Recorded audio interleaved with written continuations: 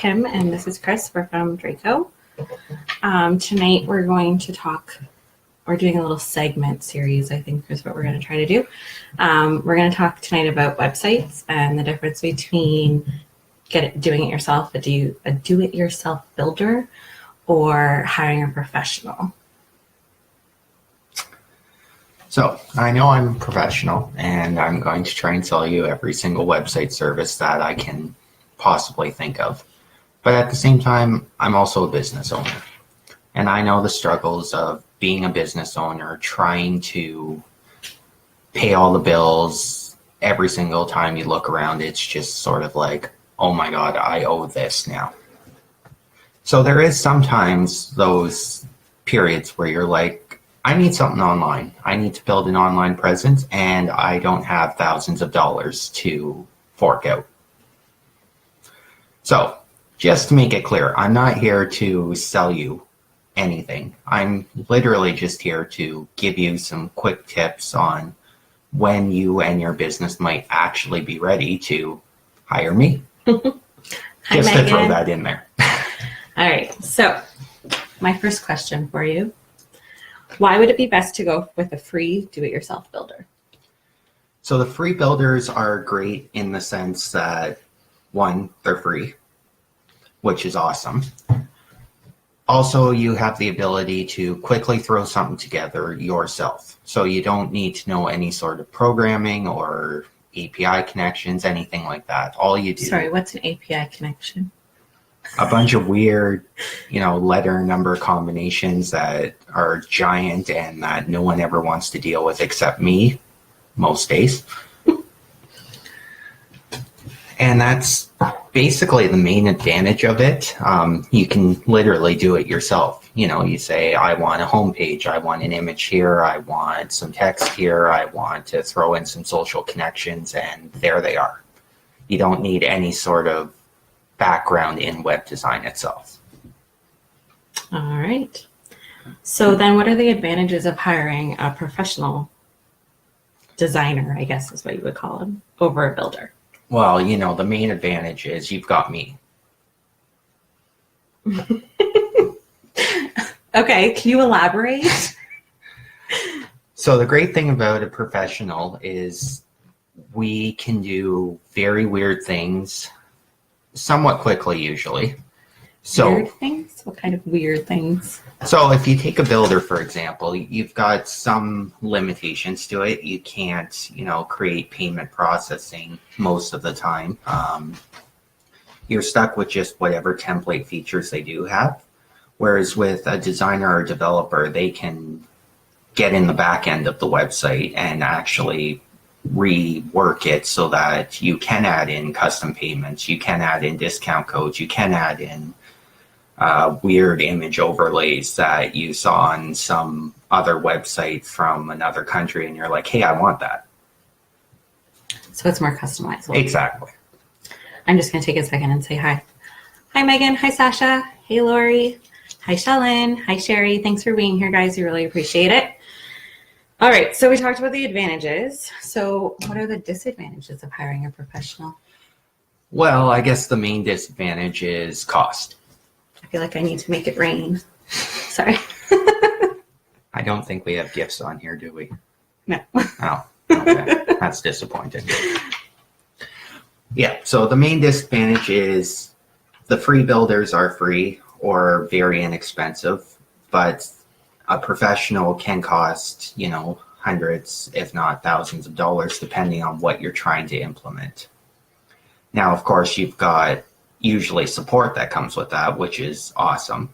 As I guess most of you know, I'm constantly online and helping out and just answering random questions that come out of nowhere, or if someone breaks something, then I'm there. That's really the main disadvantage. Another disadvantage would be time.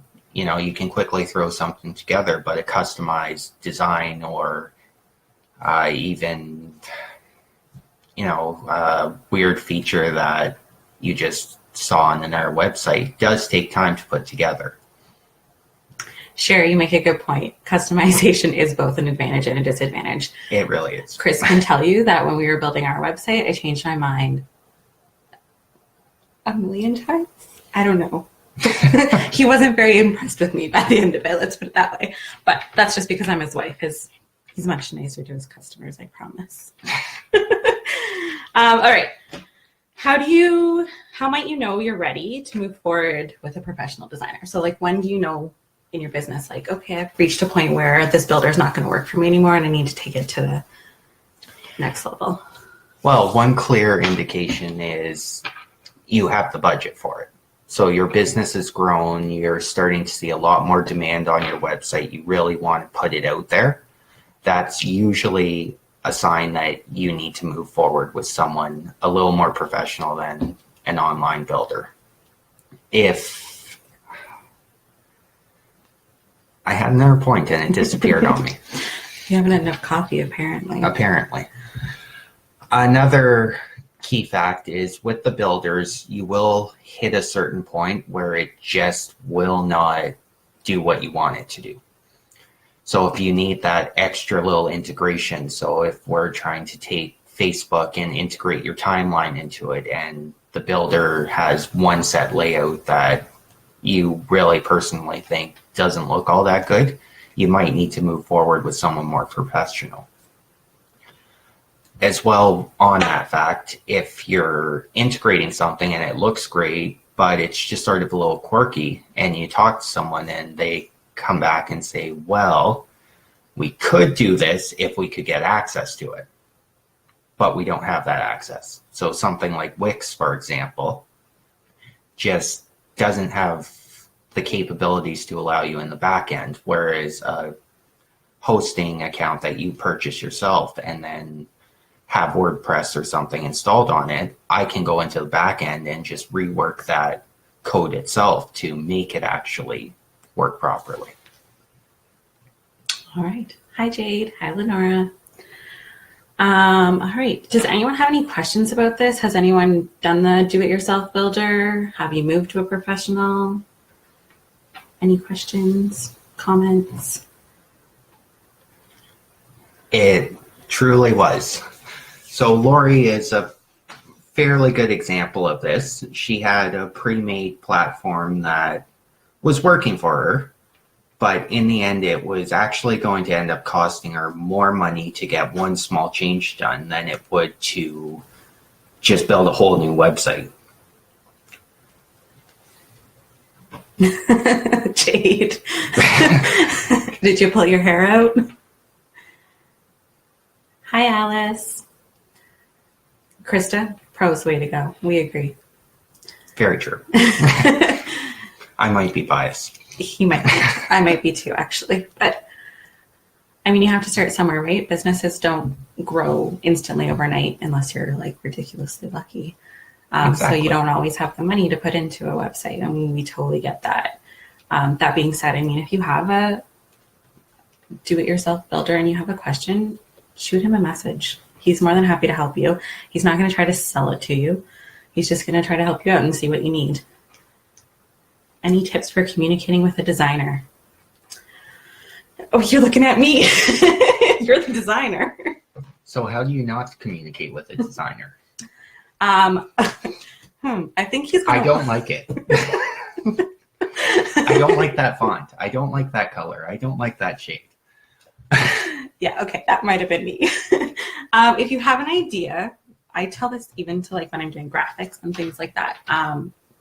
If you have an idea of what you're looking for, try to spell that out as best as you can. So if you know that you want your color to be like a certain tone of green, then tell him that so that when he makes the website for you, he gets that certain tone of green. Because yes, those things are easy to fix, but it does take time. So if you have a vision in your head, try to write it down. I know it's hard sometimes to get your vision out of your head into words. Even draw a picture or anything like that. I know you've had some people who draw pictures for you so that you know exactly what they're kind of thinking. And I think that really helps you out because he can't just, not just him, people can't just always know exactly what you're thinking. So if you're able to express that as well as you can, I think that's really helpful for a designer. It is. Another option would be, find a website that you like, send it to me. Say, I like this portion of it. I absolutely despise this portion of it, and I wish I never saw it before in my life. That's intense. I've Yeah. heard it. It's really helpful when you have like ideas and designs. And I mean, it's not, people get worried about like copying other websites. It's not copying, it's inspiration, and it's never going to look exactly the same. But if you see something on a website that you love, you want to incorporate that into your website. It's not going to mean your website's going to look just like that person's, no matter how much of that website you like. It's always going to have your own spin on it. So it's not copying, just inspiration. Pinterest boards, yes. They are definitely a great way to do it because you can just collect multiple ideas and just say, hey, this is what I'm thinking, even if one is one way and the next is, the complete reverse of it. Then you can take these two ideas and sort of mesh them together to make what you're really trying to put together. Yeah, Pinterest is great for that. You can, and I mean, I use Pinterest all the time just for other like ideas about anything. So if you're trying to, if you're not blah, blah, blah, here we go. If you're not sure where to start, Pinterest is a great spot. You can go and get some inspiration. And because I think everyone here that's watching, sorry if I'm not seeing everybody, but the people who have commented anyway, they're all part of the circle. The circle's a great way. Look at other people's websites, talk to people, see what they want. I know we've used it before for lots of questions and inspiration. It's a great place to connect with other people, especially if you know people who do something similar to you. So if you are all fitness, there might be specific fitness parts of a website that you really like. So look at other people's fitness websites and get inspiration that way. Can I share live videos on my website? Yes, you can. So what you need to do is first get them off Facebook. You need to download them, save them to your computer, upload them to something like YouTube, and then you can easily embed them. That way they're safe on another platform. They're also being displayed through YouTube. They're being displayed through your website, plus they're also on Facebook. So it's a great way to get them out there, which we're hoping to be able to do soon with all of these lives. I think you talked about this on your last live too, but just in case you missed it, if you put your video straight onto your website, you're going to slow your website right down. So you want to make sure you use something like YouTube or exactly. What's the other one called? A content delivery network, Vimeo. Vimeo, that's what I was thinking of. To upload your video and then use that to put it on your website, because videos will make things not load. And I don't know if any of you saw the question that we posted on our Facebook page a little while ago, but we asked, some of the things that drive you crazy when you get to a website. And websites not loading was very popular.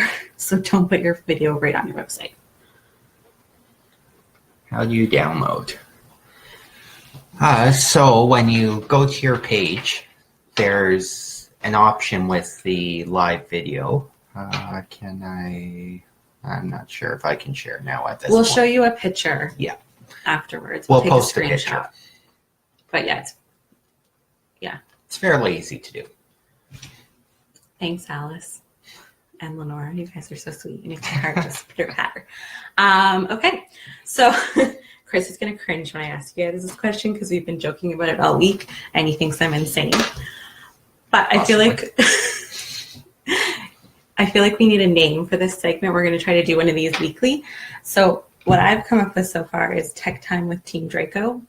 But I want to know, do you guys like that? Do you have ideas? Bring me your creative thoughts of what we can call this segment, because it's something that we really want to keep going with. Is there anything else you wanted to add? Any more questions? Make sure did we get everybody? I hope we didn't miss anyone's questions. Facebook isn't scrolling yet. Of course not. There you go. There we go.